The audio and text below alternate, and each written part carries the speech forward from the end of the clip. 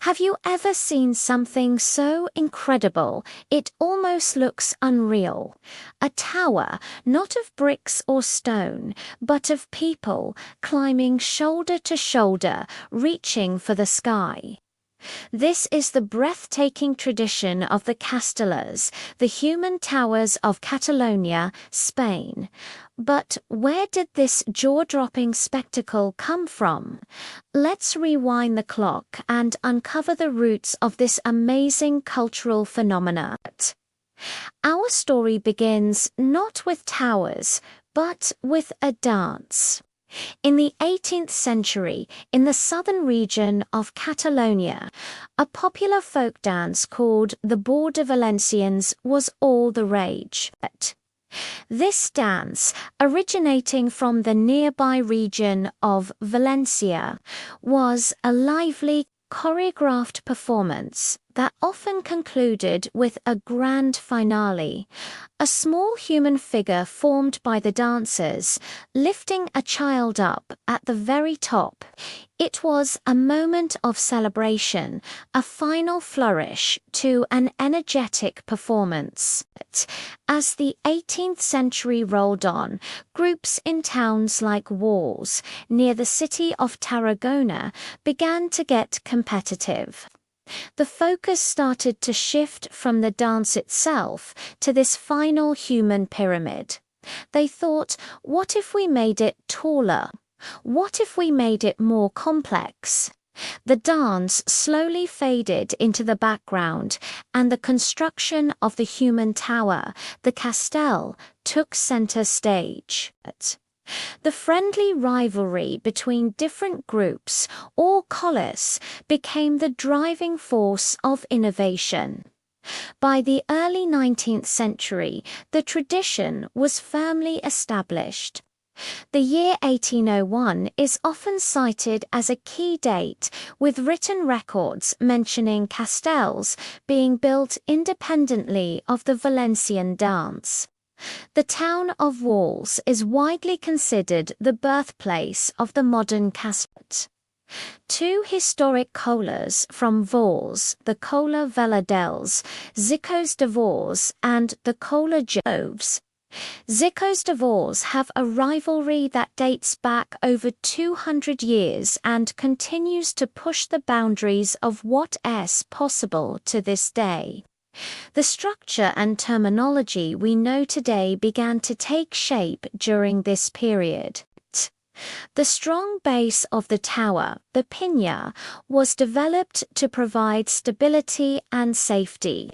The different levels of the tower, the trunk, were standardized, and the brave, small child who scrambles to the top, the encenita, became the symbol of completion. Raising their hand in a gesture called the aleta to signal success. The 19th century was the first golden age of castells. Towers reached incredible heights, with structures of 9 levels becoming a legendary, almost mythical achievement. These were times of great passion and community pride. Entire towns would turn out to support their cola, and the success of a castell was a victory for everyone. The motto of the Castellers Forca Equilibri Valor Iceni, strength, balance, courage, and common sense, perfectly encapsulated the spirit required. However, the 20th century brought challenges. Political instability, economic hardship, and the Spanish Civil War took their toll on many cultural traditions, including the Castellers. For several decades, the practice declined. The great achievements of the 19th century seemed like distant memories, and the future of the human towers was uncertain. But the spirit of the Castellers is not easily broken. Following the end of Franco's dictatorship in the 1970s, Catalonia experienced a cultural renaissance.